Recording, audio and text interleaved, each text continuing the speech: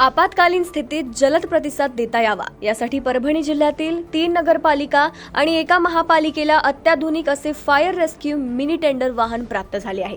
राज्य आपत्ती व्यवस्थापन प्राधिकरण, आपत्ती व्यवस्थापन मंत्रालय, मदत व पुनर्वसन विभागाच्या वतीने जिल्ह्याला वाहने मिळाली आहेत। पालकमंत्री मेघना बोर्डीकर यांच्या हस्ते शुक्रवारी 11 एप्रिल रोजी वाहनांचे लोकार्पण करण्यात आले।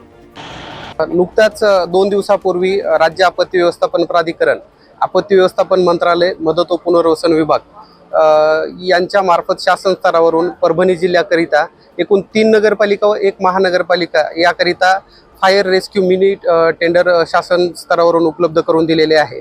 मान्य जिल्हाधिकारी महोदय यांच्या मार्गदर्शनाखाली सदर वाहनांचे आज माननीय मंत्री महोदया, राज्यमंत्री महोदय तथा पालकमंत्री माननीय नामदार श्री मेघनाताई बोर्डीकर यांच्या हस्ते सदरील गाड्यांचं लोकार्पण या ठिकाणी पार पडलेले आहे।